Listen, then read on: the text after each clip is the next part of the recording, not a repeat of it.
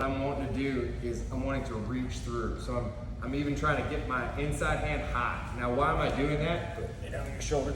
I'm wanting this.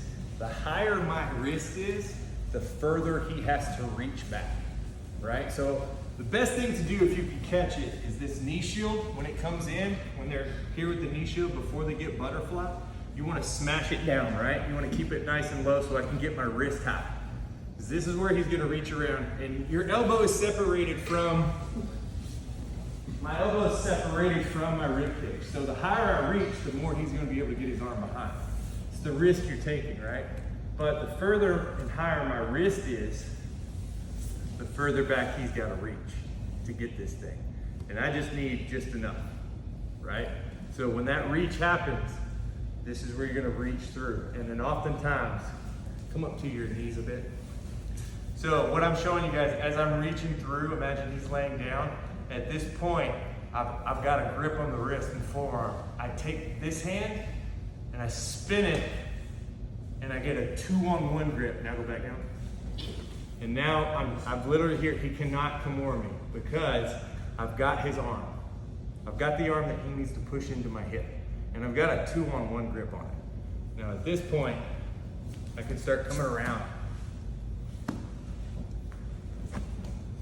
Same grip, right? Same grip. So this is something I love. I'm long, so it's easier for me. Now for the shorter guys, how would you do? You have to drive them up, right? So without depending on my legs being long, I'm gonna have to get this grip. If it's low and it's pushing my hands down, I'm gonna need to start driving up at some point to get space to reach in through here. Now, this isn't a long guy thing because I'm just reaching around the back side right here. You see my arm's bent. So unless your arm is only like that long, like you should be able to reach through and get that.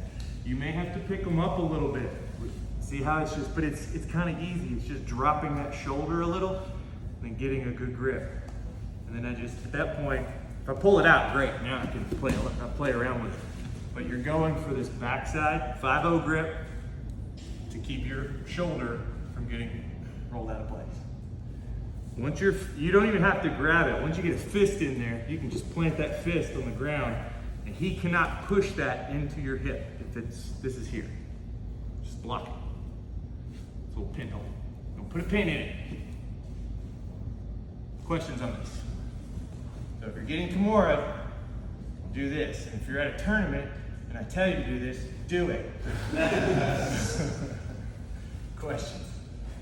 Do you need to sit? Yeah. Do you need to sit? So, as soon as they go for the Kimura, as you see, his hips, almost always, if they shoot for this right, they'll lift their hips a little bit, especially if they need to get a good reach. If you're back here nice and tight, they'll have to get a good reach. If that happens, you can usually find it. But if you don't, if it's a late, you're gonna have to get your wrist high up around their waist so that they're reaching back, right? The body lock is usually really good to make this happen. But typically, I don't ever start looking for this until somebody's trying to Kimura me. So once they start Kimura me, I don't want the knee shield out because once the knee comes up high, it's infinitely harder to get around behind them, right, with this.